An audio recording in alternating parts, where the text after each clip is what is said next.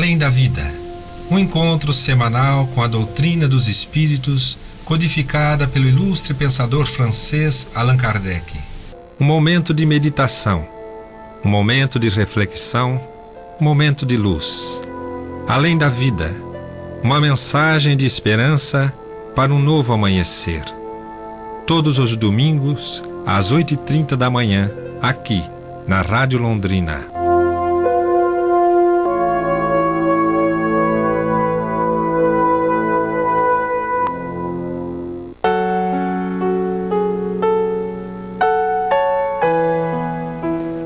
Prezados amigos do programa Além da Vida, muito bom dia. Cumprimento os Miguel, da equipe do programa. E hoje aqui no segundo domingo nosso do mês, nossa querida amiga Carol Laverde de Cambé. Bom dia, Carol.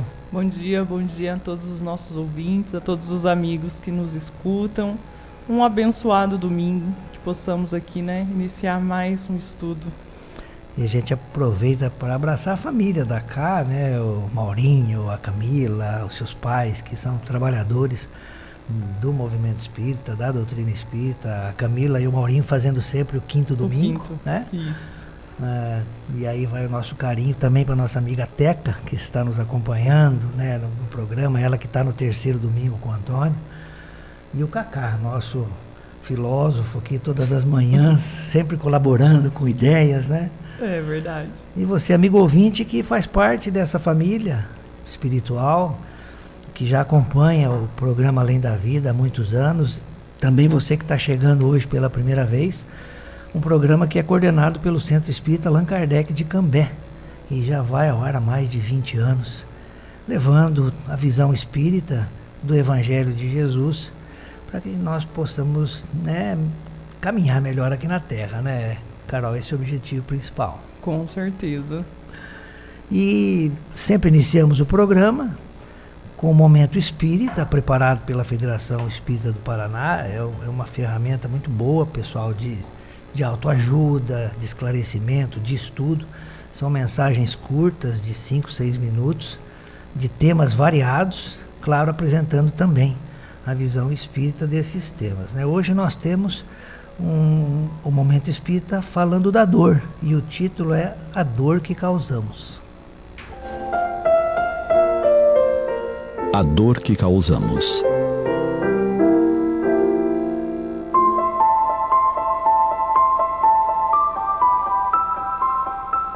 Dizem que a dor é uma bênção que Deus envia aos seus eleitos. Afirmativa um tanto complicada para entendermos. Afinal, nenhum de nós deseja padecer. Difícil entendermos que o amor de nosso Pai contemple com ela os seus filhos. Importante que pensemos o quanto a dor é benéfica. A dor física, de um modo geral, é um aviso da natureza que procura nos preservar dos excessos. Sem ela, abusaríamos de nossos órgãos até ao ponto de os destruirmos antes do tempo. Quando um mal se vai insinuando no corpo, são os efeitos desagradáveis da dor que nos informam de que algo não está bem. E podemos buscar o tratamento, a medicação. Em se falando da coletividade, a dor tem um grande papel. Foi graças a ela que se constituíram os primeiros agrupamentos humanos. Foi a ameaça das feras, da fome, dos flagelos, que obrigou o indivíduo a procurar o seu semelhante para constituir o grupo. Isso permitiu que da vida comum, dos sofrimentos comuns, da inteligência e do trabalho comuns, saísse toda a civilização com suas artes, ciências e indústrias. A dor ainda tem um efeito terapêutico para a alma, desde que através dela podemos resgatar faltas cometidas em passado próximo ou distante. Dessa forma é que compreendemos o que afirmou Jesus: a cada um segundo as suas obras. Justiça divina que nunca falha, nunca erra, e alcança o devedor no momento em que ele tem as condições de saldar a falta cometida. A dor será sempre uma bênção quando bem sofrida, ou seja, sem revolta e indignação. é o apagar das faltas. No entanto, existem dores e dores. Se há necessidade da dor para a expiação de determinadas faltas, não está na mão de nenhum dos filhos de Deus impor sofrimento ao outro. A justiça compete somente a Deus, nosso Pai, a ninguém mais.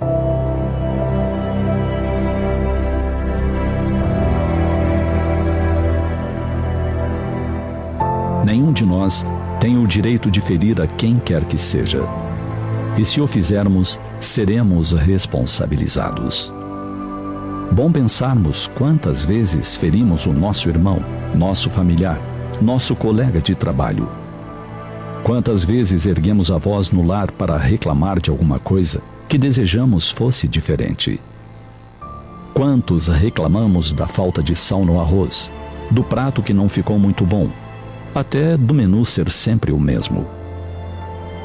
Quantos reclamamos em altos brados do companheiro de trabalho, por não realizar a tarefa exatamente da forma que a idealizamos como nós a faríamos.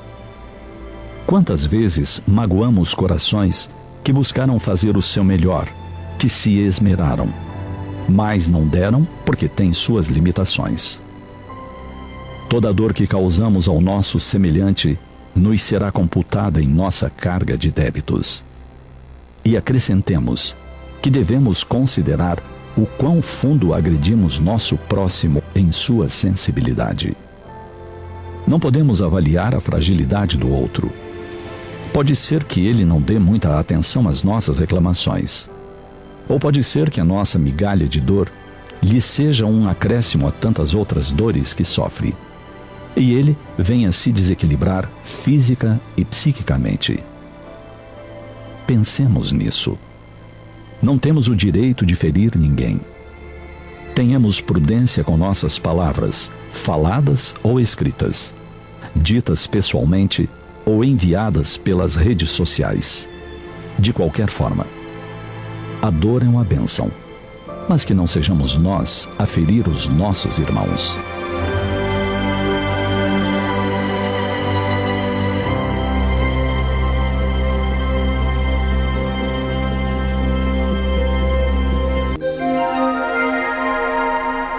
Os textos do Momento Espírita estão à sua disposição na internet. É só acessar momento.com.br.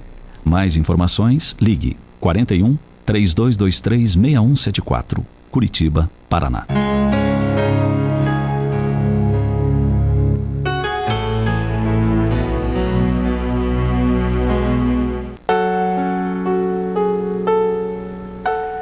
Tá aí, pessoal, a nossa mensagem de abertura desse segundo domingo de novembro, né?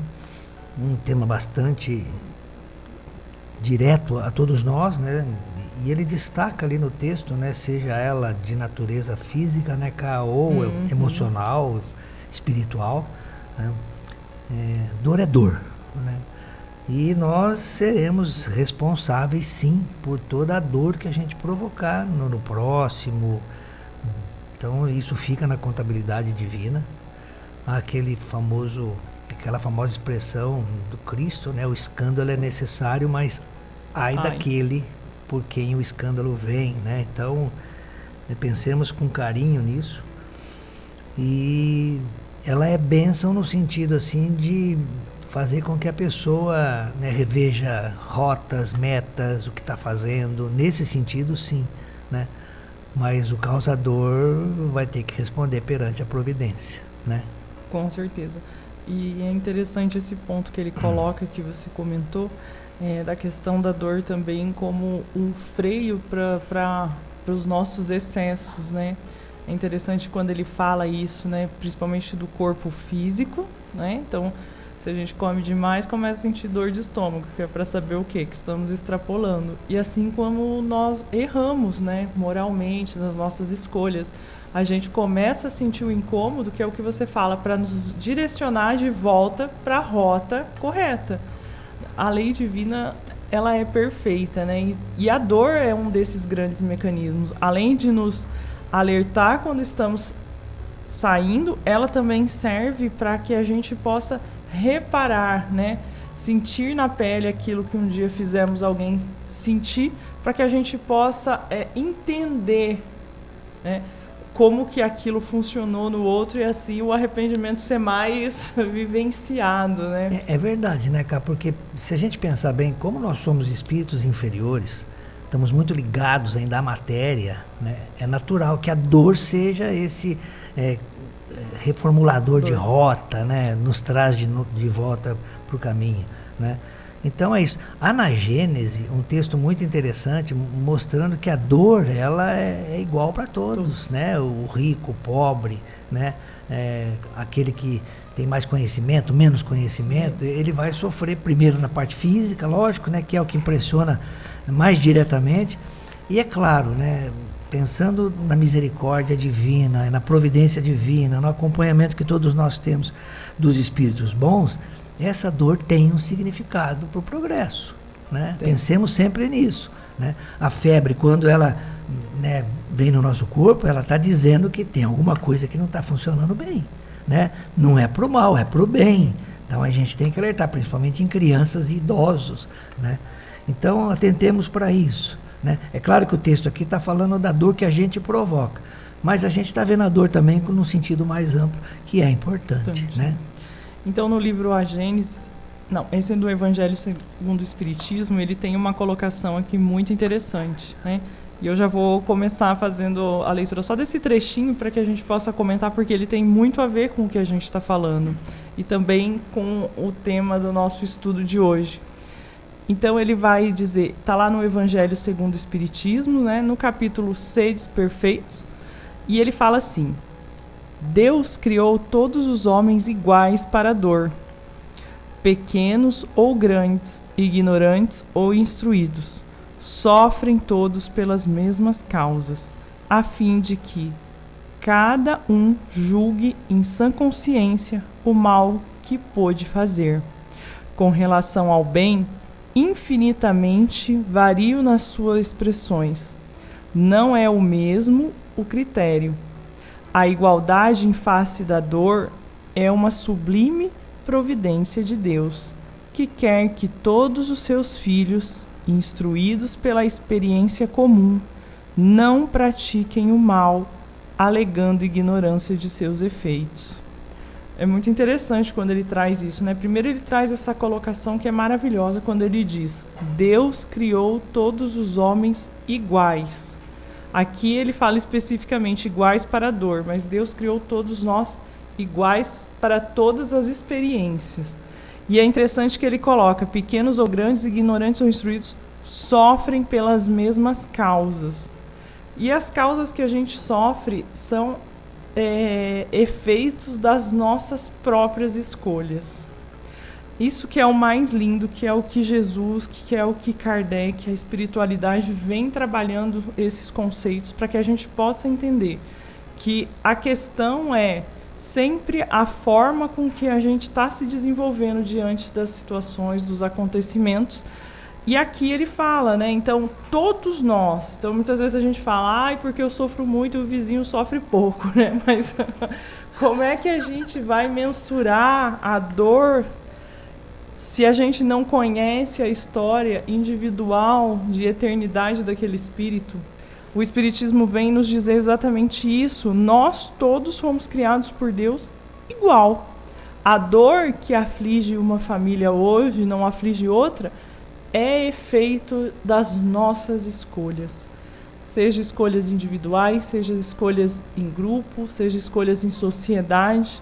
E muitas vezes a gente fala assim, não, mas eu não escolhi, mas a gente foi ali na manada, né, naquele ciclo, e foi tendo aquilo como normal. E depois a gente acaba tendo também esse sofrimento mais coletivo. E é isso que ele fala, e é muito interessante. E daí no Livro dos Espíritos ele vai trazer também a questão da lei de igualdade, que vai dizer todos os homens são iguais diante de Deus, né? Que é o que Kardec vai questionar, e os espíritos superiores vão dizer, sim, todos tendem ao mesmo fim. E olha como é interessante, né? Todos tendem ao mesmo fim. Fomos criados todos iguais, com a mesma finalidade, que é a evolução, que é o desenvolvimento do amor, né? Você falar para uma pessoa que está em processo de dor, seja ela física ou emocional, que aquilo está servindo para o progresso dela, para o adiantamento dela. Vai achar que a gente é doido, né? Ou vai voar no nosso pescoço. Né? Porque dor é dor, né? De alguma forma, a dor física dói no corpo, a dor emocional dói na alma, né? E eu lembrei agora, Kai, queridos amigos ouvintes, né? As expressões nos ajudam a nos situar na vida, né? Por isso que algumas expressões são muito importantes para nós. Por exemplo, aquela expressão "a males que vem para bem", por quê, né? É isso que a Ká falou, de repente a gente está passando por um processo que envolve dor, seja ela de qualquer natureza, mas que para nós, dentro da nossa programação ou da nossa vivência aqui na Terra, auxiliados pelos bons espíritos e por Deus, nosso Pai, ela é necessária, ela é benéfica. Muitas vezes nós não entendemos no momento porque estamos passando por esse sofrimento, mas temos que ter na nossa alma, na nossa fé, que ela vai fazer bem para a gente, né? Então é isso, né? A gente estava conversando aqui antes do programa com o Cacá, né?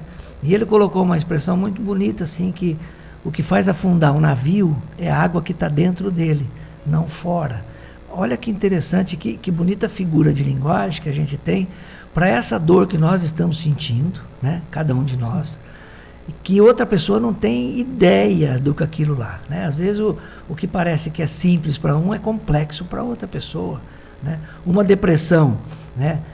Para uma pessoa é muito, muito forte, né? E para uma outra pessoa ela pode achar que é frescura, conhecendo aquela pessoa aparentemente, né? Por isso a recomendação do não julgamento perante qualquer situação, mas sim o acolhimento, a compaixão, né? Essas virtudes que ajudam a entender melhor, que ajudam a pessoa que está passando por esse momento de dor, né? É um tema bastante pertinente, muito bom, que está ligado com o que a gente iria estudar hoje, que é a Lei de Igualdade, né? Que está lá na terceira parte do Livro dos Espíritos, que fala da lei moral, né, Cá?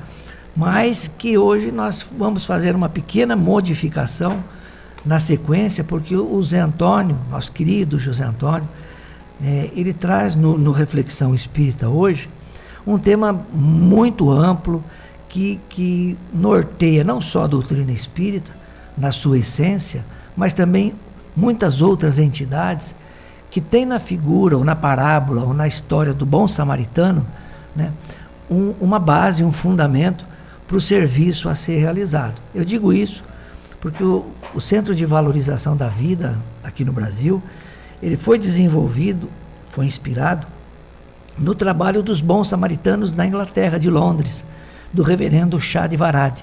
Quem puder pesquisar na internet, é muito legal, muito bacana, como que nasceu esse trabalho lá em Londres e serviu de modelo para o trabalho que o CVV começou há mais de 60 anos aqui no Brasil, né? De ajudar as pessoas, como na parábola do bom samaritano. Então, o nosso estudo de hoje, nós vamos concentrar ele na mensagem que o Zé Antônio vai nos trazer. Ela vai durar em torno de 15 a 20 minutos, né? E depois nós vamos fazer o comentário dela. Se sobrar um tempinho, a gente volta então para a sequência normal nossa, que é estudar a Lei de Igualdade, que está lá no capítulo 9 da terceira parte do Livro dos Espíritos. Então vamos ouvir o Zé, depois a gente regressa. Olá, amigos. No nosso encontro, no Reflexão Espírita de hoje, nós vamos adentrar os caminhos do Evangelho. É muito importante, nós vamos abordar, analisar, não dar aulas, analisar, refletir. Cada um que ouvir essa passagem, que ler essa passagem, vai ter sua reflexão. E essa é a característica da palavra reflexão. É uma coisa interna, é uma coisa íntima, é pessoal, que quando traz bons resultados, pode ser bom para as outras pessoas também. Então eu divido com vocês as minhas reflexões. Por isso que vocês vão ver que o nome do nosso programa é Reflexões com José Antônio. porque são as minhas reflexões pessoais, mas que, logicamente, estudado. Eu escuto palestras com muita contribuição dos oradores espíritas, dos estudosos espíritas, sem que eles saibam, porque eu estou ouvindo seus seminários, eu estou acompanhando, com muita leitura do Evangelho, muita doutrina, para poder não fugir do esquema da proposta do nosso trabalho.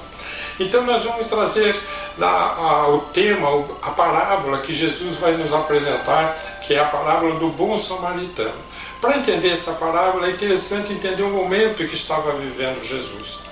Jesus estava vindo da Galileia para a Judéia, para Jerusalém, para a Páscoa, para a sua crucificação.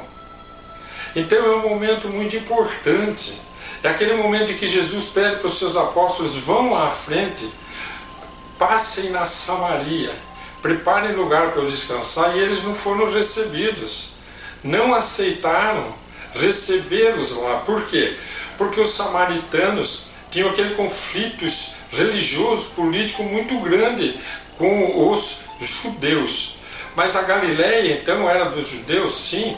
Na cisma que houve em 930 a.C., quando as 12 tribos se romperam, 10 tribos formaram o Estado de Israel, que era Samaria, passou a ser capital, e no Monte Garizim foi construído o seu templo. Pararam de acompanhar os rituais lá de Jerusalém, lá da Judéia. Então os samaritanos e essas 10 tribos se distanciaram, e as outras 2 tribos formaram o reino de Judá, que eram então os judeus, que tudo está em Jerusalém, que até hoje a gente acompanha pela história, que está lá em atividade. Então eram extremamente inimigos, mas não que impedisse Jesus de passar ali. Mas quando se vai para uma Páscoa, as pessoas se vestem apropriadamente para uma Páscoa. E quando eles foram lá procurar um lugar para receber Jesus, eles estavam vestidos como quem ia para Jerusalém. Os samaritanos proibiram eles de adentrar, então eles procuraram alguns povoados, não deixaram eles entrar, porque eles estavam vestidos como quem ia para Jerusalém. Isso dá um estudo profundo de Emmanuel, muito bonito nas suas obras, é só consultar lá. Então nós vamos daí ver Jesus chegando em Jerusalém. É recebido com aquelas palmas, né, que eles levantam, acenam, hosanas, hosanas, né, ao Mestre, ao Messias prometido, ao Filho de Deus, aquele momento que antecedia tudo. E foram os momentos de maior conflito entre o povo judeu e Jesus. Eles estavam querendo colocar Jesus contra o povo que o amava. Na verdade, o povo judeu não, entre os religiosos judeus, entre os fariseus, os saduceus, o sinédrio, eles odiavam as conquistas de Jesus sobre a população. Então o que acontecia que era muito interessante? Então o povo, quem eram os fariseus? Isso Allan Kardec nos mostra na abertura do Evangelho segundo o Espiritismo. Os fariseus era aquela seita que acreditava em Deus, acreditava na imortalidade, acreditava na ressurreição, mas era extremamente dedicada aos poderes terrenos.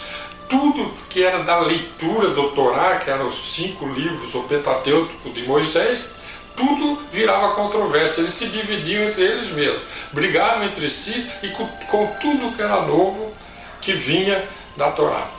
E lá entre os fariseus que surgiu Hilel, que criou todo aquele estudo bonito, que veio depois. Ele era avô de Gamaliel, que foi o preceptor de Saulo de Tarso, foi o grande Paulo de Tarso. É muito importante a gente conhecer um pouco da história dos judeus.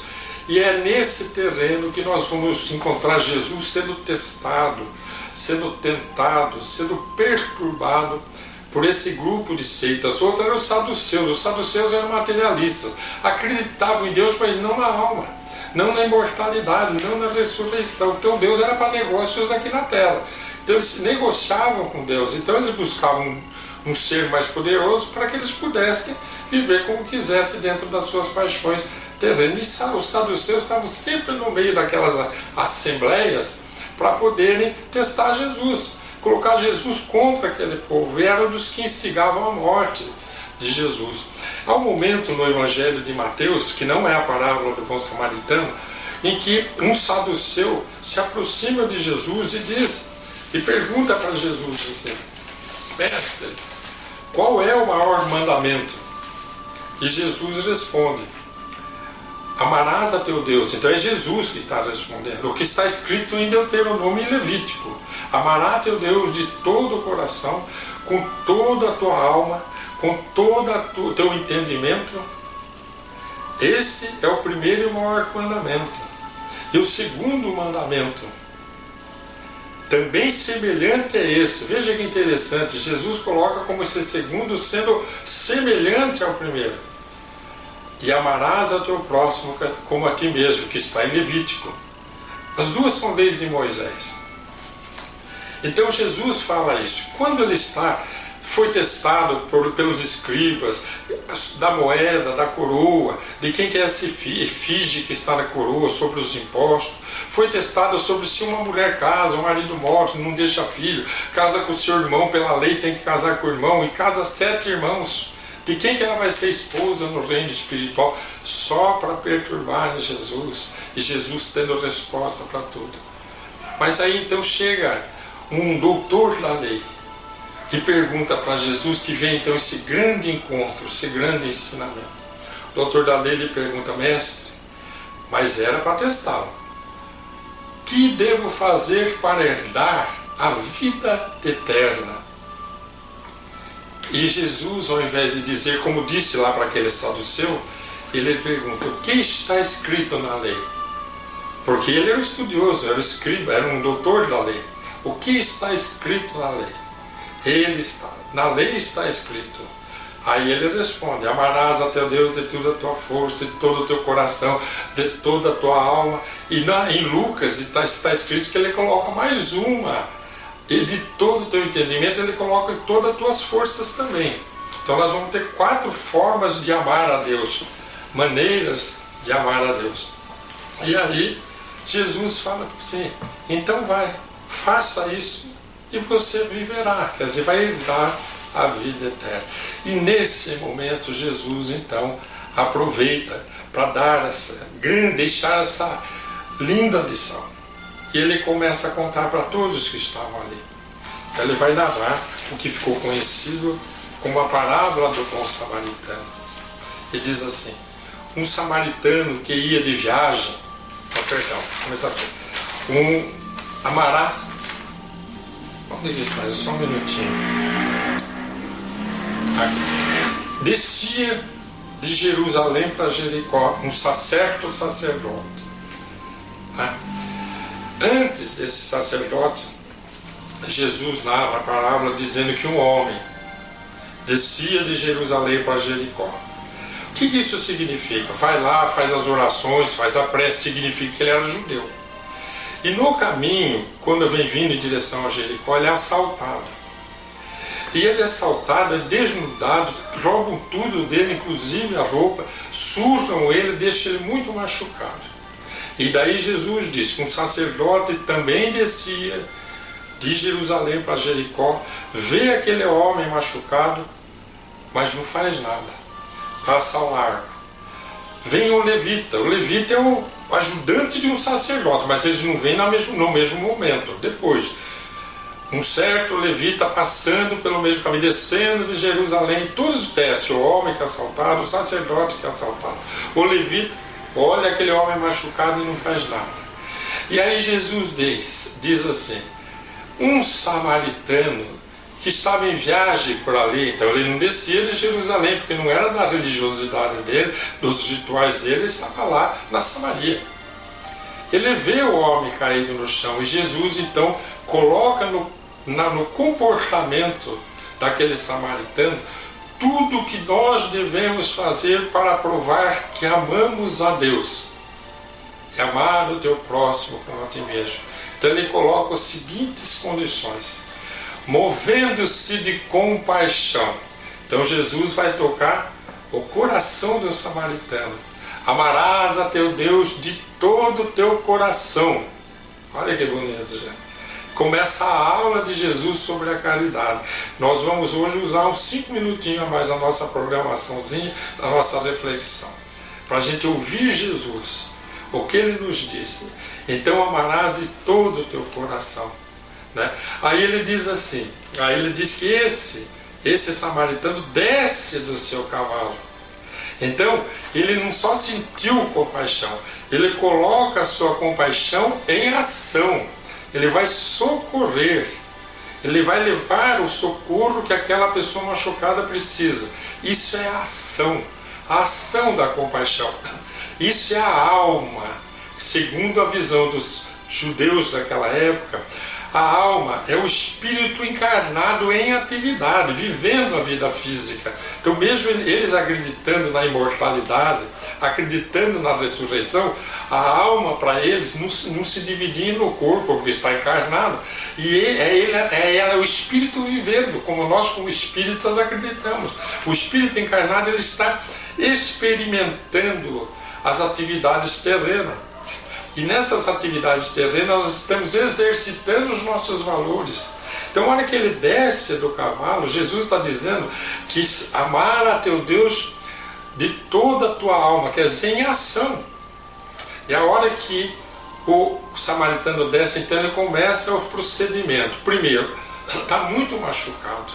Então ele desce com azeite e com vinho. O vinho é um antisséptico, ele passa nas feridas. O azeite para tirar a dor. Gente, até em assadura de criança é recomendado pelos pediatras passar azeite, às vezes para proteger a pele. O óleo, porque ele protege a pele. O óleo cria uma camada, uma película protetora para a pele, que ajuda a aliviar. Mas isso tudo já está nos produtos, nas pomadas, não precisa ninguém jogar óleo em criança hoje. Mas aí Jesus então vai dizer que ele passa um unguento, né, faz com azeite, com o vinho, ele tratando as feridas, que depois de enfaixar aquelas feridas, ele vai usar a sua força física, ele vai carregar o machucado, aquele senhor, vai colocar no seu cavalo. Então aí ele começa a usar de esforço. Amarás a teu Deus com todas as tuas forças, mas força não é só físico, tem a força moral, tem a força emocional, tem a força psicológica, tem a força espiritual, a fé. Então a força, ela se desdobra em várias expressões. Ali ele está usando a força física. Quando ele coloca no cavalo, quando ele vai a pé puxando um cavalo, o homem machucado no seu cavalo, ele deixa de ser o senhor e passa a ser o escravo. Ele passa a servir. Essa é a força da moral. Quer dizer, a humildade daquela pessoa, ele não se importou de seguir o caminho a pé em direção a uma estalagem, carregando a pessoa, o homem machucado no cavalo, ele vai até a estalagem. Passa a noite de Jesus, ele passa aquela noite cuidando daquele enfermo, do machucado. De manhã, ele chega para o dono da estalagem, para o estalajadeiro, paga aquela noite e dá 2 denários a mais. Cada denário é referente a um dia de trabalho, como se fosse 2 dias de trabalho, para que ele continuasse cuidando, que ele tinha afazeres de outro lugar, mas que ele voltaria. Então ele fica com a responsabilidade. Gente, o despojamento material. E amarás o teu próximo com todo o teu entendimento, com todas as tuas forças, com todo o teu coração, com toda a tua alma. Ali ele está vivendo tudo que é necessário que nós devemos aprender. Nesses ensinamentos, Jesus diz para nós o que é amar o nosso próximo. Mas não termina aí. Vai continuar, porque Jesus pergunta, depois que ele conta essa história, ele pergunta para aquele doutor da lei, que lhe fez a questão que devo fazer para herdar a vida eterna. Ele pergunta, quem foi o próximo daquele homem machucado? Gente, toda a minha vida, a pergunta que eu fiz foi ao contrário. Quem eu tenho que amar? O homem machucado. Quem é o meu próximo? O homem machucado. Mas não é isso que Jesus pergunta para o doutor da lei. Ele pergunta quem é o próximo do homem machucado e não do samaritano. Quem é o próximo? Então Jesus não está nos perguntando quem é o seu próximo.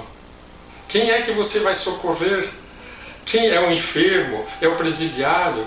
É a pessoa que acabou de ficar viúva? Quem é a pessoa que você vai socorrer? É o teu próximo? Não é isso que Jesus está te perguntando ali, para aquele doutor da lei. Ele está perguntando quem foi o próximo daquela pessoa machucada. E foi o samaritano. Então aí a resposta do doutor da lei, judeu, descendo de Jerusalém, indo para Jericó, seria dizer: foi o meu inimigo mortal, foi o samaritano. Não, ele é muito inteligente, ele estava tentando testar Jesus no começo. O que ele diz? Ele diz assim: o meu próximo é aquele que usou, ou o próximo daquele homem machucado, foi aquele que usou de compaixão para com ele, de misericórdia para com ele. E Jesus diz assim: então vá, faça você a mesma coisa e você herdará a vida eterna. Então ele devolve a condição de que seremos bons samaritanos, como dizemos hoje, se nós cuidarmos dos nossos irmãos em necessidade, quaisquer que elas sejam, a necessidade de vários tipos, que para nós não seriam problemas, mas para as outras pessoas seriam grandes problemas. Mas aí fica a pergunta: quem foi o próximo daquele homem? Vamos perguntar para aquele enfermo depois que ele estiver curado? Quem que ele dirá que foi? O samaritano. Então agora eu pergunto para vocês, como eu perguntei para mim, ontem eu perguntei para mim, de todo o coração, quem foram os bons samaritanos da minha vida? As pessoas que nas horas mais difíceis da minha existência, eles me ajudaram, foram instrumentos de Deus, porque tiveram compaixão de mim, tiveram misericórdia pelas minhas dificuldades e serviram-se de instrumento a Deus. Então amaram a Deus servindo ao seu próximo.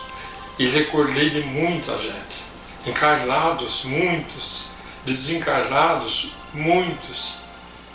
Eu tive que fazer uma prece de gratidão.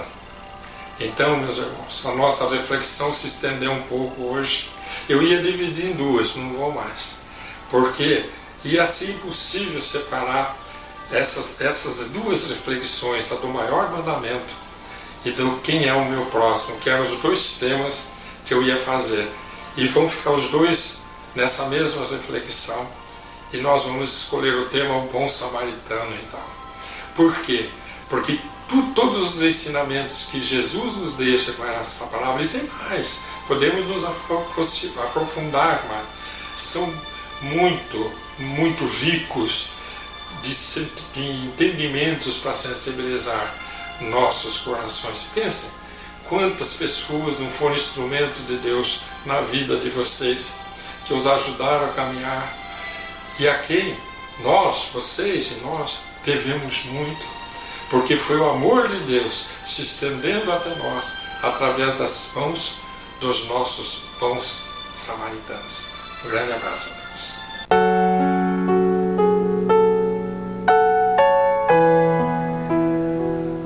Tá aí, pessoal, o nosso estudo da manhã de hoje, principal, né? Essa mensagem muito bonita que o Zé nos traz, e todo o cabedal de vivência, de ensinamento que o Zé Antônio teve enquanto encarnado agora, e agora no plano espiritual como mentor de trabalhos, né, de pessoas também. Nossa gratidão sempre, né, ao Zé Antônio.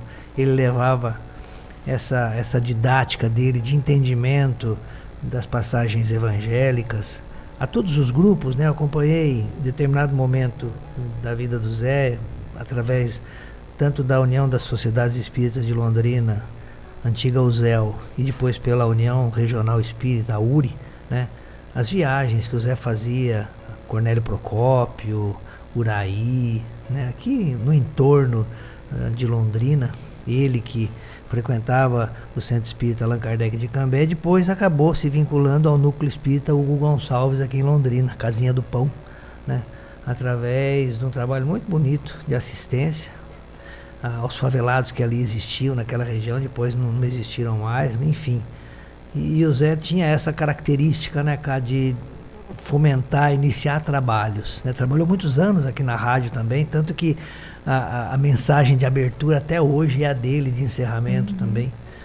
E essas passagens do Zé por vários trabalhos é isso, né? Levando as pessoas a refletir, como ele mesmo coloca no início do estudo que ele faz.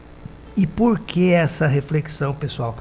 Nós vamos entender ali, está lá no Livro dos Espíritos, quando fala da lei de liberdade, na questão 841, quando Kardec coloca o respeito à liberdade de consciência. E ele vai dizer, né, de você levar a mensagem cristã, a mensagem divina, né, através da brandura e da persuasão. E colocando o exemplo do Cristo, né, tá lá na questão, eu estou só aqui resumindo ela, usando as passagens de Jesus, o seu comportamento, né, como exemplo. Por isso que ele é modelo e guia para todos nós aqui na doutrina espírita.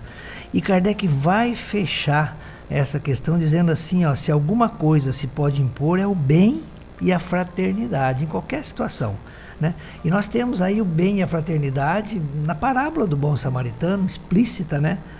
Mas não cremos que o melhor meio de fazê-los admitidos seja obrar com violência. Em nenhum momento, pessoal, não forçar ninguém a nada. Cada um tem a sua velocidade, a sua direção, e nós temos que respeitar isso. E ele fecha com a frase que eu acredito seja a essência dessa liberdade de consciência, do respeito a essa liberdade de consciência, que a convicção não se impõe.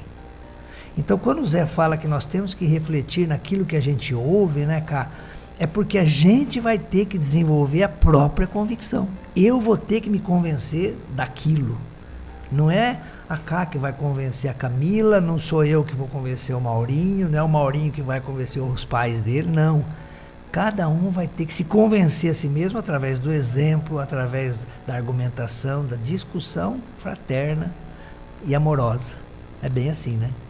Com certeza. E a hora que você comentou isso, me veio na cabeça que a hora que ele está falando exatamente da passagem, quando ele diz, né, que o homem está caído lá, e aí passa o sacerdote, passa o levita, porque cai bem aquilo que você falou, porque todos esses são estudiosos da lei, todos esses têm em si algum conhecimento sobre, né, sobre as leis, né? Só que apenas um coloca isso em ação, que é o que você falou do se convencer. Apenas um internalizou aquilo como a verdade, como aquilo a ser praticado. E é interessante que hoje no nosso dia a dia é muitas vezes o que a gente faz, né? Então, independente da nossa religião, do culto que a gente professa, então muitas vezes a gente vai na casa espírita ouvir uma palestra, vai na igreja ouvir uma missa, vai numa reunião evangélica, escuta o pastor falar. Todas essas religiões vão falar de amor, vão falar de Jesus, vão falar das parábolas, mas quantos de nós estamos agindo como o samaritano e colocando isso em ação? Que é o convite que eu entendo que é o convite que o Zé nos fez com essa reflexão, né? Apenas saber a palavra, né? Que é o que os antigos diziam, né? Na época de Jesus, né? Conhecer a palavra de Deus, não é o suficiente só conhecer, mas o correto é colocar em ação. Por isso que Jesus fala, né? E embaixo o samaritano depois vai responder, né? O homem que usou de compaixão, aquele que colocou a sua compaixão em ação, aquele que colocou o seu amor ao próximo em ação, é o que chegará à vida eterna, né? Que é o que ele fala, né? Porque é interessante que no começo da conversa ele coloca o que está nos textos, né? O que diz a lei, né? Amarás a Deus, amarás o seu próximo. E aí ele vem com essa parábola, né? Com essa passagem, nos identificar como colocar isso em ação. Se compadecer efetivamente das dificuldades do nosso próximo, nos colocar à disposição naquilo que a gente pode, né, que a gente sempre tem que pensar nos nossos limites, né? Mas tudo aquilo que está ao nosso alcance, naquele momento, né, se a gente pode estender a mão, se a gente pode fazer uma boa ação, pode dar uma boa palavra, por que não, né? Se a situação nos pede isso. E essa parte é que me chamou muita atenção, né? Verdade.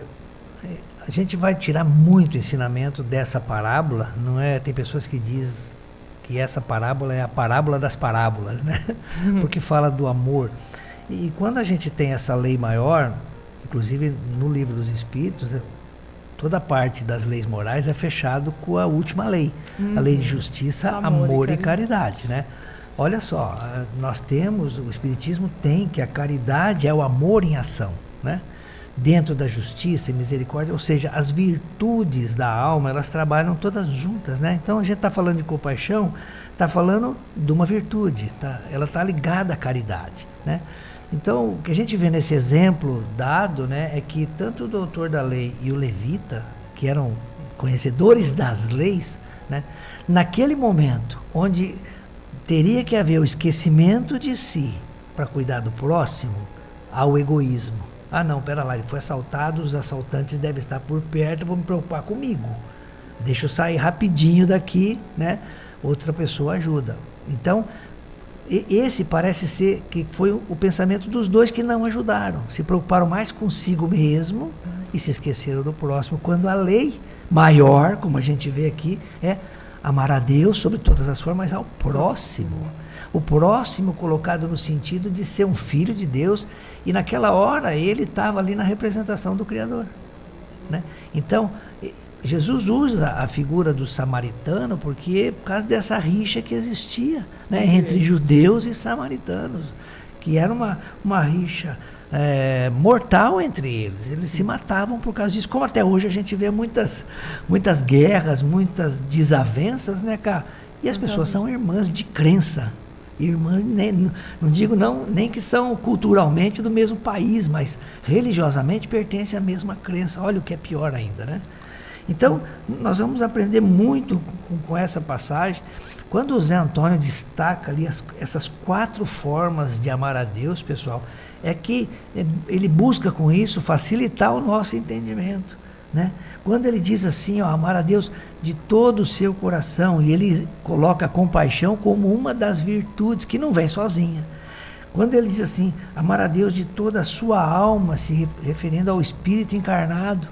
Quando ele diz de todas as suas forças, ou seja, ele coloca em movimento a lei do amor através da compaixão, que está na prática ali, no exercício dela.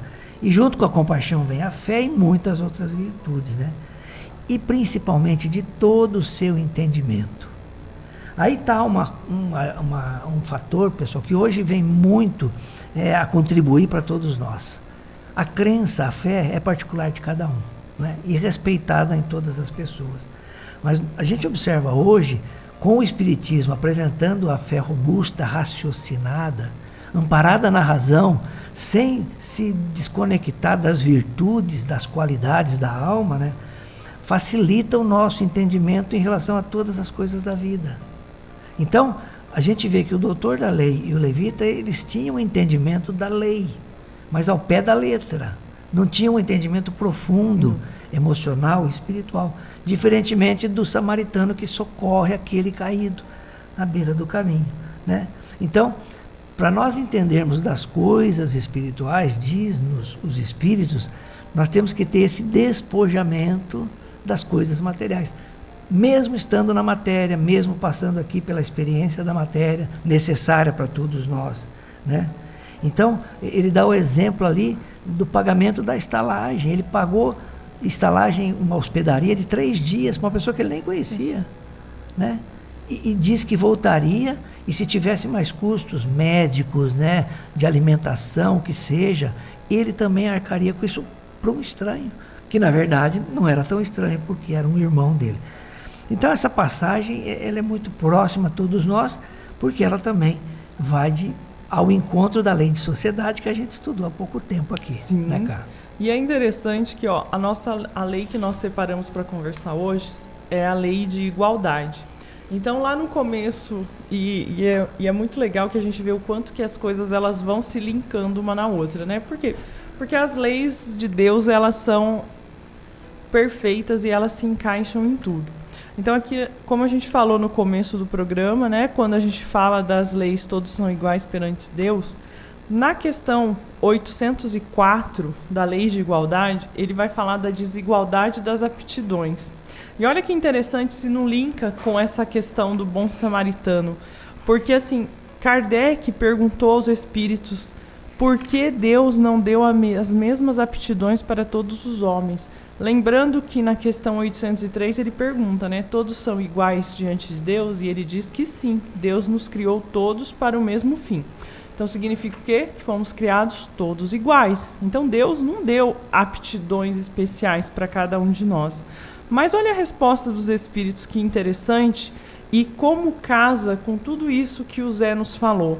Porque ele fala assim, ó, Deus criou todos os espíritos iguais, mas cada um deles tem maior ou menor vivência e, por conseguinte, tem maior ou menor experiência. A diferença está no grau de experiência e da sua vontade, que é o livre-arbítrio.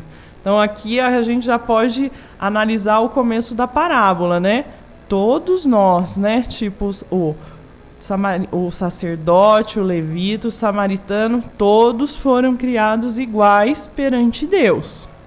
Todos eles têm as suas vivências, assim como cada um de nós nesse mundo. Nós temos as nossas aptidões, temos as nossas vivências. E o que nos diferencia? A vontade, que é exercida através do nosso livre-arbítrio. E aí, olha que legal que ele fala, né? A variedade das aptidões é necessária, a fim de que cada um possa concorrer aos objetivos da providência, no limite do desenvolvimento de suas forças físicas e intelectuais. O que um não faz, o outro faz. É assim que cada um tem o seu papel útil. Depois, todos os mundos sendo solidários uns com os outros, é preciso que os habitantes dos mundos superiores, e que na maioria foram criados antes do vosso, venham para habitar, para vos dar o exemplo. Olha que interessante quando ele vem fazer essa questão da variedade das aptidões, da importância de estarmos todos aqui juntos, os que têm aptidões iguais, os que não têm, né, na nossa diferenciação, para que a gente concorra um ajudando o outro. Para quê? Para que a gente cumpra o nosso propósito maior. Né? Então, por que estamos todos aqui, né? Uns com mais, outros com menos? Para que a gente possa se ajudar. Que é o que ele fala, usando do seu amor, do seu coração, com base na sua alma, na sua força e no seu entendimento.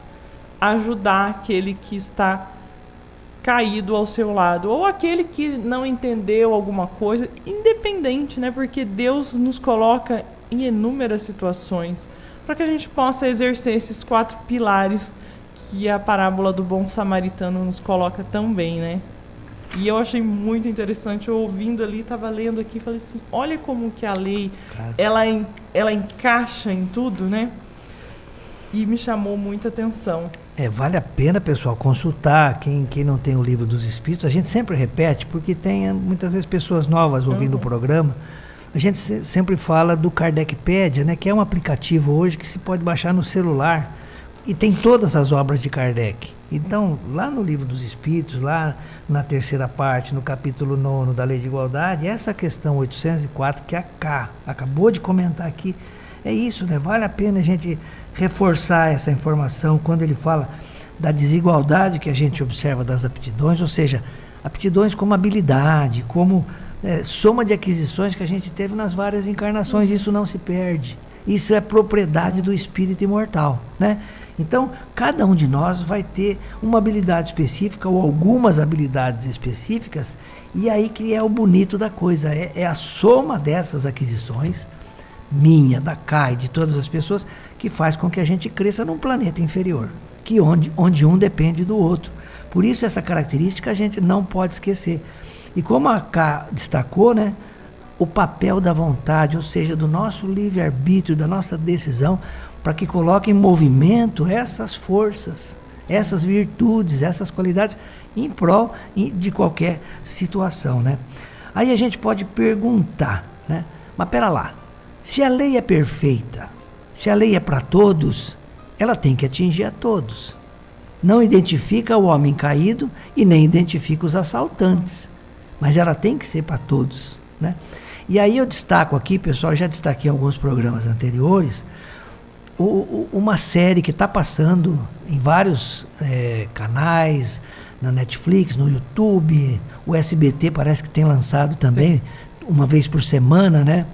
E ali faz-se menção a essa parábola do bom samaritano, e Jesus vai destacar dentro do pensamento de nenhuma das minhas ovelhas se perderá, né? Ele vai socorrer um dos assaltantes que praticou esse ato, né? Então, a gente na parábola do bom samaritano comenta do caído e daqueles que passaram por ele, alguns socorreram, um socorreu e outros não. E os assaltantes, como é que fica?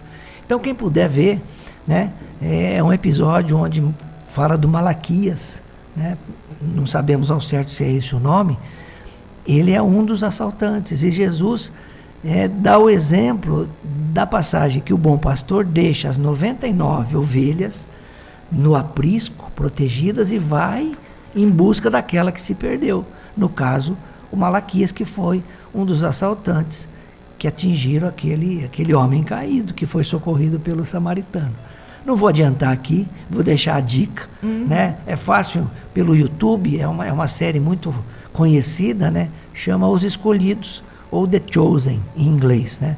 Vale a pena, o diálogo ali é muito gratificante, muito construtivo, e mostra essa forma da lei, né, cá, abranger a todas as pessoas.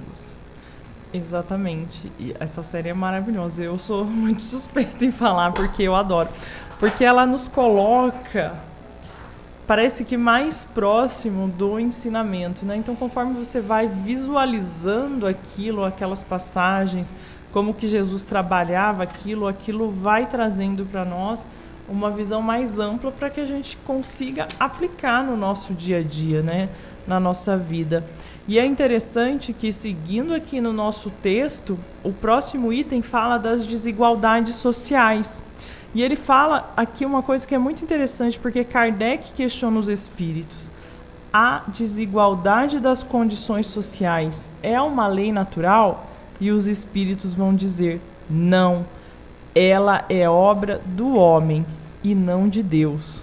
E aí é interessante que ele vai colocar depois, o Kardec faz o seu comentário aqui embaixo, e ele vai pontuar dois probleminhas de conduta que a gente tem, que é o que gera essa desigualdade social, porque ele diz assim, essa desigualdade desaparecerá juntamente com a predominância do orgulho e do nosso egoísmo.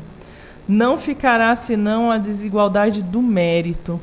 Olha que interessante, porque ele vem nos trazer isso, que o que faz crescer entre nós as desigualdades, e aqui especificamente ele coloca as desigualdades sociais, é o nosso orgulho, é o nosso egoísmo, e tudo isso vai caindo por terra conforme a gente vai evoluindo. E é interessante que é até isso que o Miguel comentava a respeito da série, quando a gente pega as pessoas que a gente julga que não estão nas mesmas condições, as ovelhas perdidas, e tenta trazê-las, né, para que a gente vá trabalhando as igualdades de conhecimento, de oportunidade, para que a gente possa vivenciar um mundo mais igual. E aí as desigualdades que a gente vai verificar não vão ser desigualdades, mas vão ser apenas degraus referentes a nosso próprio mérito. A própria questão de uns já aprenderam mais rápido, outros ainda não, como se a gente estivesse na escola, um está no primeiro ano, outro está no segundo, mas o conjunto em si é o mesmo. E ele diz ainda, né, um dia virá em que os membros da grande família dos filhos de Deus não se examinarão pelo sangue, mais ou menos puro. Não há senão o espírito, que é mais ou menos puro. E isso não depende da posição social. Então ele fala o quê? Que as nossas posições sociais, elas são aquilo que a mensagem diz da questão da dor, elas são os nossos degraus de burilamento. Porque é óbvio que a gente sabe que se a gente está numa escala social maior, tem mais dinheiro, materialmente está mais fácil, mas moralmente talvez não. Muitas vezes não, né? Porque a parábola diz, né? É mais fácil um camelo passar no buraco de uma agulha do que um rico entrar no reino dos céus. Por quê? Porque nós ainda somos muito fadados ao comodismo, né? E ao querer o melhor para nós. Tá certo, pessoal. Olha, a gente teria mais coisas e vamos comentar no mês que vem, né, Cá? A Sim. parte da lei de igualdade. Hoje nós fizemos essa troca, essa inversão, porque a parábola do bom samaritano é fundamental e ela liga a todas as leis, né? A gente está caminhando para o nosso final, né? Vamos nos despedir de vocês, então. Então eu deixo aqui o meu grande abraço a todos os nossos ouvintes, o nosso desejo de que Jesus derrame todas as suas bênçãos sobre cada um de nós, né? Que possamos ter uma semana abençoada, um mês abençoado, que tenhamos todos um excelente domingo. Legal, um grande abraço a todos e até o nosso próximo encontro.